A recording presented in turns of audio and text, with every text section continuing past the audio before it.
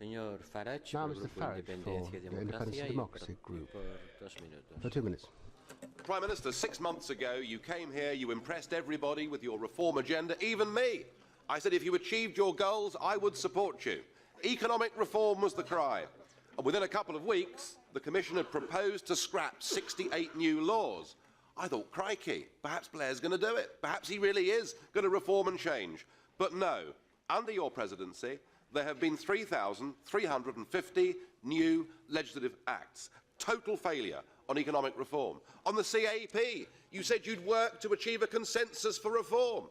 Well, in a way you have, I suppose, because you've got 24 countries against you. No CAP reform until 2014. On the budget, you said there'd be no surrender of the UK rebate. Well, it seems to me that you've given away £7 billion of British taxpayers' money for nothing in return. Your only achievement is to open talks with Turkey, which is opposed by the vast majority of people in Europe and will lead to an even higher bill. Why should British taxpayers pay for new sewers in Budapest, for a new underground system in Warsaw, when our own public services are crumbling in London? Why should we pay? Why should we pay a penny piece into an organisation whose accounts have not been signed off by the auditors for the last 11 years in a row? This budget deal is game, set and match to President Chirac. No cheese-eating surrender monkey he.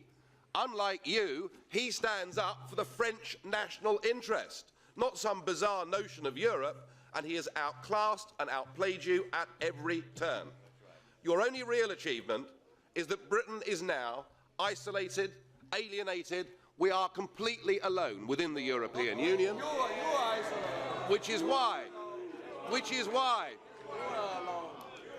it's been said before. Hang on a second. Everybody else gets an extra minute, Mr. President. I'm asking for 10 seconds. Thank you. Which is why, Prime Minister, I urge you. It's often been said that you wanted to be the permanent President of Europe. Please stay on for a further 6 months, 6 more months of the British presidency, and they'll kick us out. Thank you.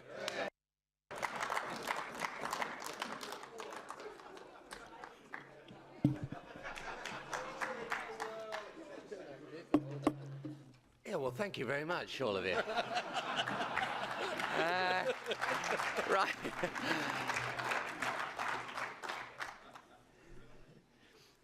There are, in my experience in politics, there are 3 groups of people.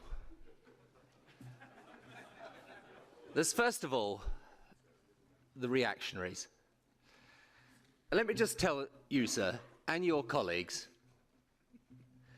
you sit with our country's flag, you do not represent our country's interests. This